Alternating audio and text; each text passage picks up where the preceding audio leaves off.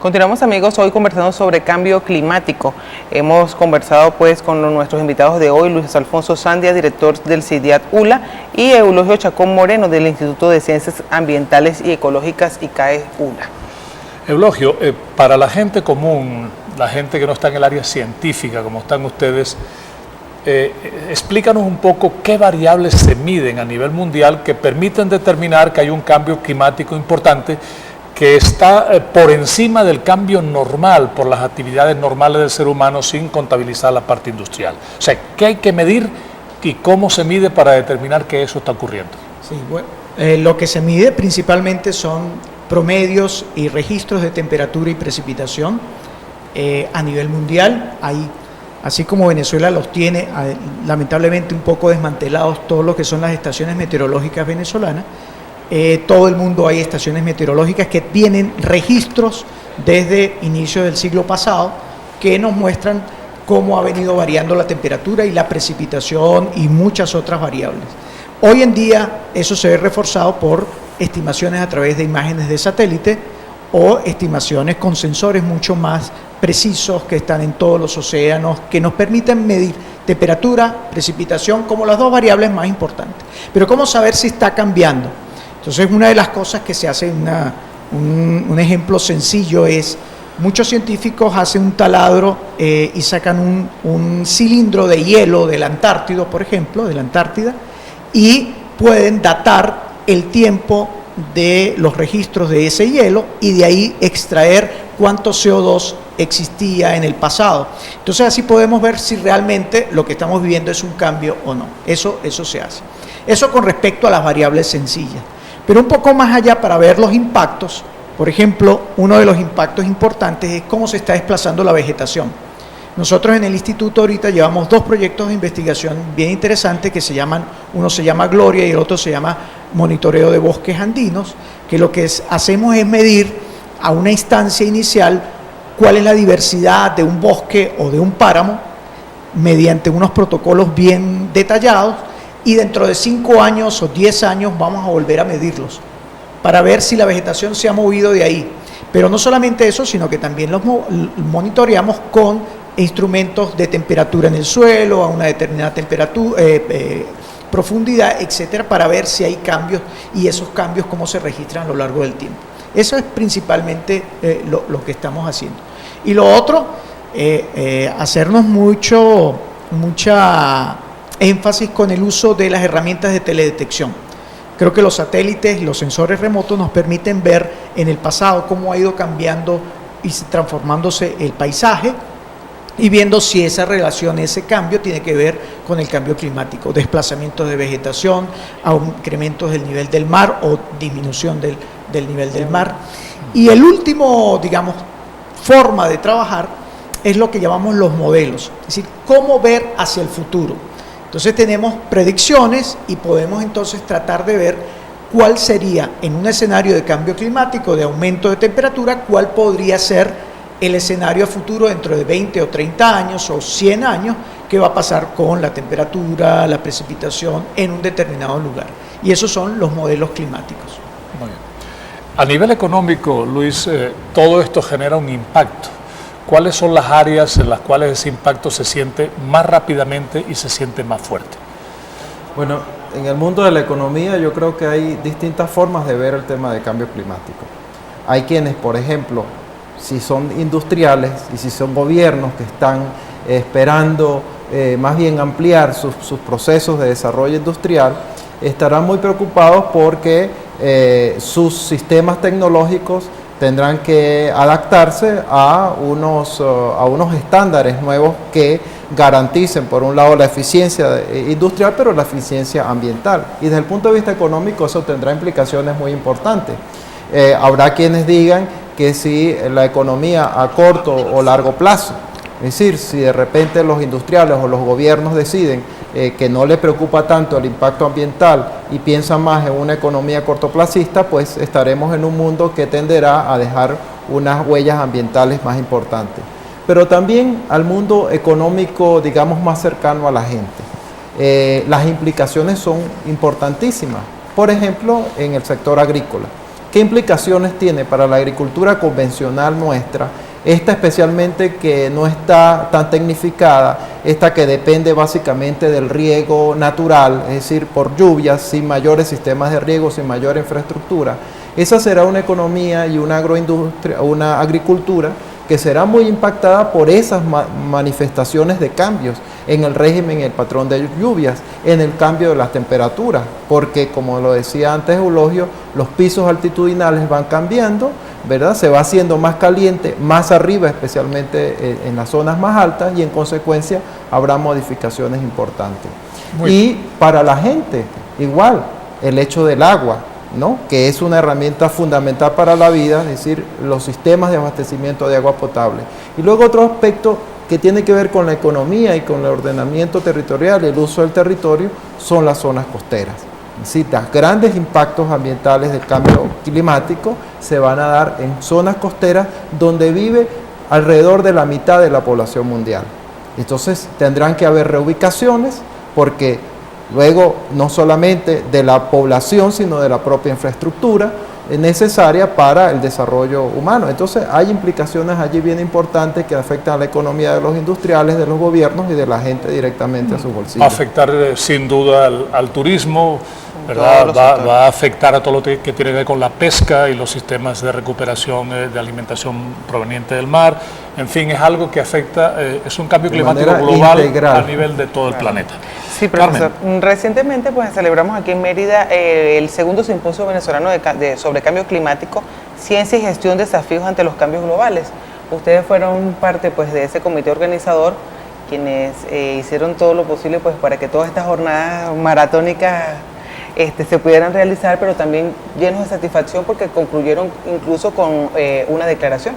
Coméntenos sobre eso y ¿cómo ustedes, estuvo ese foro? Exacto. Y sobre un especial reconocimiento que se hizo post-mortem al doctor Rigoberto Andresen, del cual ustedes querían, por supuesto, también comentar al respecto. Bueno, sí, como lo hemos dicho, pues tuvimos más de un año de trabajo, conformamos un comité en el cual nos unimos el CIDIAT y el ICAE para llevar adelante este simposio junto con la Academia de Ciencias Físicas, Matemáticas y Naturales, que ya había realizado en el 2014 ese primer simposio venezolano sobre cambio climático, y nos propusimos que este fuera un foro en el cual se generara un espacio para la discusión y el acercamiento entre la ciencia y la política en relación al tema de cambio climático. Es decir, no quisimos desarrollar un foro netamente científico, sino dada la dimensión y la importancia de la política, de la actuación comunitaria, permitir este encuentro para que los distintos sectores que tienen que ver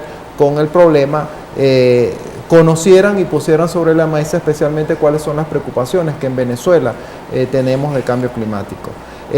Podemos decir que con muchas dificultades, por las propias situaciones de nuestra universidad y del propio país, pues llevamos este foro y tuvimos aproximadamente unos 13 conferencistas nacionales e internacionales, porque tuvimos una invitada de México, una invitada de Francia, además de otros profesores de otras universidades del país, pero además de esas conferencias magistrales tuvimos más de 60 ponencias que fueron presentadas por investigadores, por docentes de las universidades, de institutos que manejan el tema y por supuesto por estudiantes.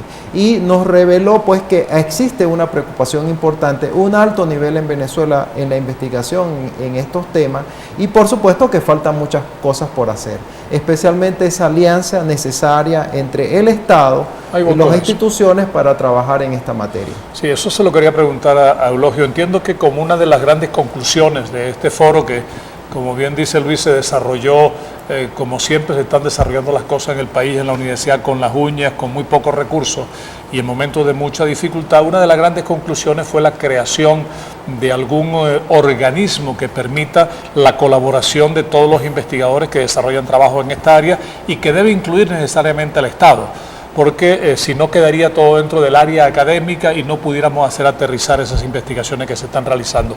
¿Cómo va ese organismo que ustedes crearon en ese simposio? Bueno, no creamos, lo propusimos para la creación, pero Es decir, lo que quisimos con el simposio es que no solamente, como dijo Luis, reunir científicos, sino una parte de la sociedad civil venezolana que es muy importante, que son las ONG, ¿sí?, que trabajan en la implementación de proyectos de desarrollo, en proyectos hacia el cambio climático, en adaptar a las poblaciones al cambio climático. Y dentro del foro, del simposio, hicimos un especial énfasis en los procesos de mitigación y adaptación al cambio climático, que son aquellos procesos en los cuales la gente va a tener que adaptarse o contribuir para disminuir la emisión de gases de efecto invernadero. En términos de esto, y viendo la necesidad que hay en el país de generar esfuerzos conjuntos, no solamente la academia por un lado, las ONG por el otro y el gobierno por el otro, la idea es que nos unamos todos en un esfuerzo que guíe y que permita planificar mucho mejor las acciones en términos del cambio climático. Y una de las cosas que propusimos al final es que todos los actores involucrados en esto, es decir, toda la sociedad civil, todas las academias, incluso las empresas públicas y privadas, pasando también por el gobierno nacional, creemos o se cree en Venezuela lo que vamos a llamar el Consejo Nacional sobre Cambio Climático, que es una especie de consejo a nivel nacional, por supuesto con la participación gubernamental de las universidades, de todos estos organismos, que sirva de asesor en la toma de decisiones tanto políticas como técnicas en torno al cambio climático. Hoy, por ejemplo, Venezuela lamentablemente no tiene sino una pequeña unidad de cambio climático en el Ministerio del Ambiente para manejar los aspectos técnicos, y los aspectos políticos que tienen que ver con el cambio climático los trabaja la vicecanciller de la República a través de la Cancillería. Es decir, hay como dos organismos, uno maneja el aspecto técnico, otro político. Pero hacia lo interno de Venezuela no hay una estructura gubernamental que permita abordar estas cosas que debió haber estado desde hace mucho tiempo. Sin embargo, lo que queremos ahora es que nos unamos los esfuerzos, que la Academia de Ciencias, que ya está haciendo un trabajo importante en recopilar toda una información científica, junto con toda la información que se han puesto en estos simposios, pueda ser volcada en una comunicación realmente eficiente, una comunicación veraz sobre los problemas de cambio climático y qué debemos hacer. Sí, eso es fundamental, queridos amigos, porque es costumbre reinventar la rueda con frecuencia. Entonces, con mucha frecuencia vemos que en la Universidad de los Andes hay unos equipos trabajando en esta área, hay otros equipos en la Universidad Central, otros en Carabobo, otros en las grandes instituciones universitarias, a veces repitiendo cosas más o menos similares. Entonces, esa falta de cohesión a nivel de la investigación hace que dupliquemos esfuerzos, que se encarezcan las investigaciones y que no compartamos aquellos adelantos que estamos haciendo. Por lo tanto, el gobierno o el Estado a través del gobierno debería motorizar y apoyar la creación de ese consejo para el estudio de cambio climático, porque Venezuela no escapa a eso. Primero, es un país industrializado, entre comillas, o un proceso de industrialización, donde la gran fuente de divisa de recursos es la explotación petrolera y el uso de los combustibles fósiles. Entonces es necesario que Venezuela se ponga al día en el concierto interno, no en el externo, en el concierto interno, y ordenemos de alguna manera la cooperación y la investigación para trazar los grandes proyectos nacionales en el área de cambio climático. Nos quedan un par de minutitos y me gustaría hacer referencia al reconocimiento póstumo que se le hizo al profesor Rigoberto Andresen, un eminente investigador de nuestra universidad que nos dejó recientemente.